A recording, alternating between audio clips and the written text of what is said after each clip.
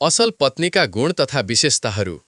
पति र परिवारप्रति गहिरो माया, स्नेह र हेरविचार गर्ने। पतिको हरेक निर्णय, काम र सफलतामा साथ दिने र अगाडि बढ्न प्रोत्साहन गर्ने। पति तथा परिवारको भावना बुझ्ने, परिस्थिति अनुसार आफूलाई ढाल्ने र धैर्यवान हुने। सम्बन्धमा पूर्ण रूपमा इमान्दार हुने र पतिको विश्वास जित्ने। घर परिवारको जिम्मेवारी, घरको काम र व्यवस्थापनमा सक्रिय भूमिका निभाउने। आफ्ना कुरा स्पष्ट र प्रेमपूर्वक राख्ने, पतिसँग प्रभावकारी संवाद गर्ने। पतिको, घरका ठूला बडा र साना सबैको आदर र सम्मान गर्ने। पतिको व्यक्तिगत स्वतन्त्रता र आवश्यकतालाई बुझ्ने। आर्थिक मामिलामा समझदार र मितव्ययी हुने। कठिन परिस्थितिमा पनि सकारात्मक सोच राख्ने र परिवारलाई खुसी राख्न प्रयास गर्ने। जीवनमा आउने उतार चढाव र परिस्थितिको परिवर्तनलाई सहजै स्वीकार गर्ने।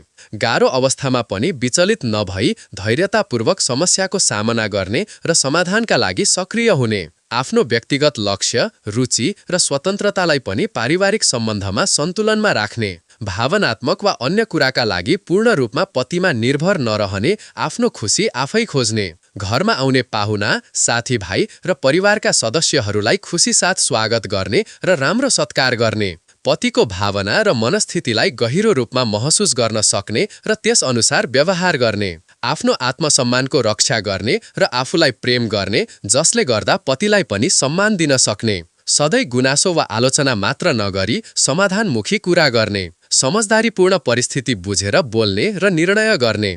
कोमल, मधुर र सम्मानपूर्वक बोल्ने स्वभाव भएको। सहनशील, कठिन परिस्थितिमा पनि धैर्य नछोड्ने। श्रीमान र परिवारको सहयोगी बनेर सधैँ साथ दिन जान्ने। विश्वासयोग्य, इमान्दार, भरोसायोग्य र वफादार भएको।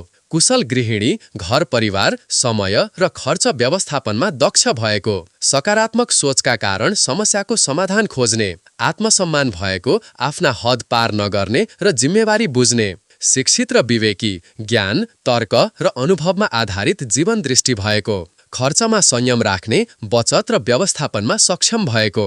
कुरा भन्दा कामलाई प्राथमिकता दिने र पूर्ण व्यावहारिक भएको।